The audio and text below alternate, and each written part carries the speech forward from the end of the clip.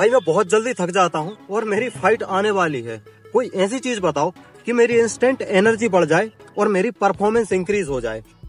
और ऐसे लोग एक ऐसे ट्रेनर के पास फंस जाते हैं जो उनको पीईडी बता देता है, या कुछ ऐसे दोस्त हैं जिनको वो देखकर पीईडी के इंजेक्शन ले लेते हैं या ओरल ले लेते हैं। पीईडी होता क्या है? पीईडी होता है परफॉर्मेंस एनहेंस ड्रग, जो लेते ही हमारी एनर्जी को तुरंत बढ़ा देता है, मतलब हमारी परफॉर्मेंस को तुरंत बढ़ा देता है।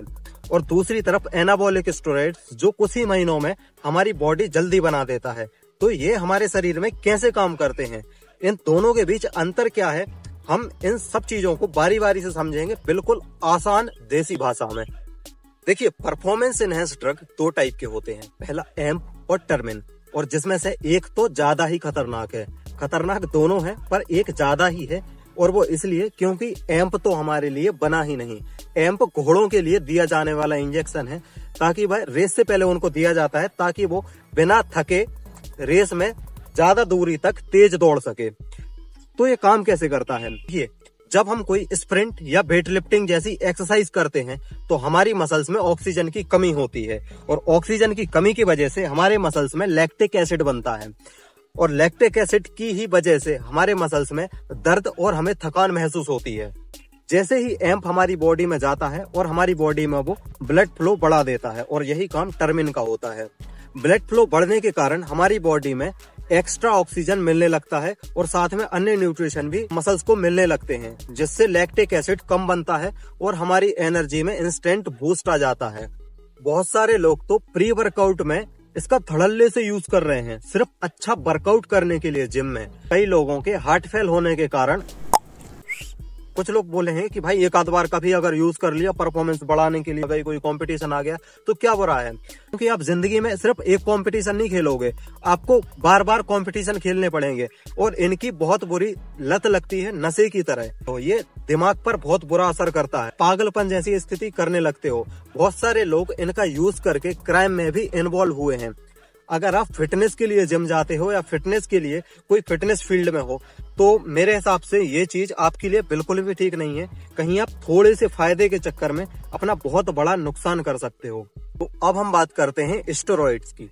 स्टेरॉइड्स दो टाइप के होते हैं, पहला एनाबॉलिक स्टेरॉइड्स और दूसरा कोर्टिकोस्टेरॉइड। ये एनाबॉलिक स्टेरॉइड्स हमारे शरीर का ही हार्मोन होता है, टेस्टोस्टेरोन हार्मोन, ठीक है, जो हमें मर्दों वाले फीचर देता है, जैसे दाढ़ी, भारी आवाज, मूछ। मतलब एनाबॉलिक स्टेरॉइड्स टेस्टोस्टेरोन का आर्टिफिशियल वर्जन है, मतलब हम जब अलग से इसको इंजेक्ट करवाते हैं। मतलब अगर कोई व्यक्ति 2 kg मसल मास गेन करेगा 6 महीने में, तो ये आपको 5 से 6 किलो गेन करवा देगा, ठीक है। तो ये इतना फास्ट काम करता है। और तो सुनने में कितना अच्छा लग रहा है ना कि स्टेरॉइड्स लो और जल्दी जल्दी बॉडी बना लो। लेकिन अब सुनो, एनाबॉलिक स्टेरॉइड्स जिनका काम सिर्फ मसल्स का निर्माण करना होता है, इसको कोई मतलब नहीं कि आपका दिल सड़ रहा है, कि आपका लीवर खराब हो रहा है, कि आपकी किडनी सड़ रही है। इसको उससे कोई मतलब नहीं, ये उसकी रिस्पॉन्सिबिलिटी नहीं लेता। इसका काम सिर्फ मसल्स ग्रो करना होता है। आपको लगता है कि मैं स्टेरॉइड्स लेने से फिट हो जाऊंगा, मैं फिट दिखूंगा, लेकिन आप सिर्फ फिट दिखोगे, ये आपको अंदर से खोखला कर देगा। बिल्कुल एक प्रत्यक्ष एग्जाम्पल है तरुण गिल का, जिन्होंने स्टेरॉइड्स के द्वारा बॉडी बनाई थी, जिससे उनके शरीर के ऑर्गन्स तो खराब हुए ही, और साथ में जो उनने बॉडी बनाई थी, बीमारी के कारण उनकी वो पूरी बॉडी भी पुचक गई। और अब वो बता रहे थे कि वो उबली दाल और दलिया वगैरह खाते हैं क्योंकि उनकी बॉडी प्रोटीन को डाइजेस्ट नहीं कर पा रही। स्टेरॉइड ने उनके शरीर के ऑर्गन्स को इतना खराब कर दिया, ठीक। अगर आप सच में अपनी बॉडी को फिट रखना चाहते हो, आप मस्कुलर होना चाहते हो, ताकतवर होना चाहते हो, अच्छी हेल्दी लाइफ जीना चाहते हो, तो स्टेरॉइड्स आपके लिए नहीं है, बिल्कुल नहीं है। जो बॉडी आपने समय लगाकर बनाई है वो आपका लंबे समय तक साथ देगी, और ठोस, ताकतवर और मजबूत बॉडी होगी, और आप एक हेल्दी लाइफ भी जी पाएंगे। सिर्फ आप बाहर से नहीं दिखेंगे बल्कि अंदर से भी मजबूत होंगे। तो अगर आपको वीडियो अच्छी लगी हो, तो जैसी भी लगी कमेंट करके जरूर जाना, अपने ओपिनियन मेरे साथ शेयर करना, और अगर पसंद आई हो वीडियो तो लाइक कर देना। बोलिए जय श्री राम।